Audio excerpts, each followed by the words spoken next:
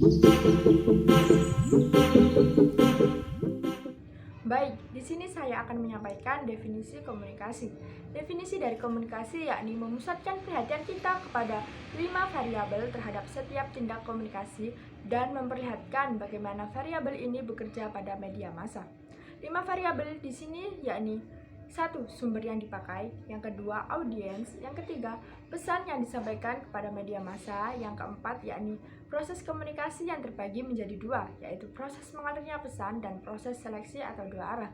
Yang kelima yakni konteks yang mempengaruhi media tersebut. Bentuk-bentuk atau media komunikasi massa. Komunikasi massa digunakan dalam kehidupan sehari-hari melalui media atau perantara. Di antaranya menggunakan 1. Media cetak, 2. Media elektronik, dan 3. Media digital. Media cetak merupakan salah satu media komunikasi massa yang pertama dan sampai saat ini masih cukup eksis. Pada dasarnya, kita mengenal dua jenis media cetak, yaitu surat kabar atau koran dan majalah. Yang kedua, media elektronik. Media elektronik merupakan salah satu media massa yang mempunyai peranan yang sangat penting dalam perkembangannya. Media elektronik yaitu media massa yang menggunakan listrik sebagai tenaga untuk menjalankannya. Ada berbagai media yang termasuk ke dalam media elektronik, yaitu diantaranya radio dan televisi. Yang ketiga, media digital. Selain media cetak dan elektronik, kini muncul media lain, yaitu media digital yang mungkin dapat dikatakan media inilah yang sekarang mendominasi komunikasi massa yang ada.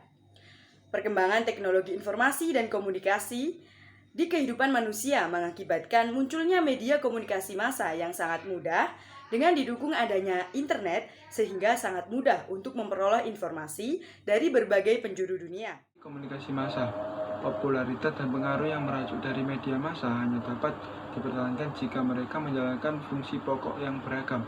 9 dari fungsi yang paling penting diantaranya 1. Menghibur, 2. Meyakinkan, 3. Mengukuhkan, 4. Mengubah. Dan mengubah ini ada dua cara. Yang pertama menggerakkan dan yang kedua menawarkan etika. 5. Menginformasikan, 6. Menganugerahkan status, 7. Membius, 8. Menciptakan rasa kepersatuan, dan yang terakhir mengevaluasi media massa. Teori komunikasi massa. Teori langkah, pengaruh atau efek media dalam bentuk langkah-langkah. Kita akan melihat masing-masing teori ini menjelaskan berbagai pesan-pesan dari media yang akhirnya tersampaikan dan mempengaruhi Anda dan saya.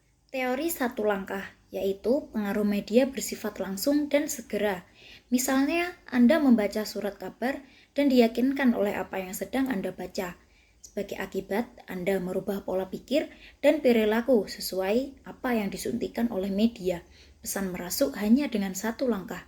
Teori dua langkah, yaitu seseorang lebih mudah percaya atau lebih mudah dipengaruhi oleh orang lain daripada media massa, terutama surat kabar dan radio. Mereka yang membawa pengaruh ini adalah opinion leader. Komunikasi massa tidak secara langsung mempengaruhi orang, menurut teori ini. Pesan dari media membawa pengaruh. Teori multi langkah dikembangkan akibat kritik teori dua langkah. Teori ini memberi pengaruh dari media ke khalayak, kembali ke media, kemudian kembali lagi ke khalayak, dan seterusnya. Pesan tampaknya lebih akurat dalam menjelaskan apa yang terjadi dalam pembentukan opinion dan sikap. Teori difusi inovasi. Sebuah teori diarahkan kepada aspek pengaruh media yang agak berbeda, yaitu teori difusi inovasi yang difokuskan pada cara komunikasi, khususnya komunikasi massa. Mempengaruhi orang untuk melaksanakan sesuatu yang baru dan berbeda. Teori kultivasi adalah sistem yang sangat kompleks dan memiliki sejarah penelitian yang sangat panjang selama bertahun-tahun. Para peneliti telah mengembangkan berbagai teori komunikasi massa. Ketika meneliti hubungan antara media massa dan khalayak massa. Teori kultivasi berpendapat bahwa pecandu media, khususnya televisi, membentuk suatu citra realitas yang tidak konsisten dengan kenyataan. Pemanfaatan dan gratifikasi adalah salah satu teori komunikasi massa, di mana titik terberat peneliti dilakukan pada pemirsa sebagai penentu pemilihan pesan dan media. Menyusun agenda. Teori penyusunan agenda, teori yang menyatakan bahwa media massa berlaku merupakan pusat penentuan kebenaran dan kemampuan media massa untuk mentransfer dua elemen, yaitu kesadaran dan informasi ke dalam agenda publik dengan mengarahkan kesadaran publik serta perhatiannya. Palang pintu. Istilah ini mengacu pada satu proses dengan mana suatu pesan berjalan melalui berbagai pintu, dua orang atau kelompok yang memungkinkan pesan lewat.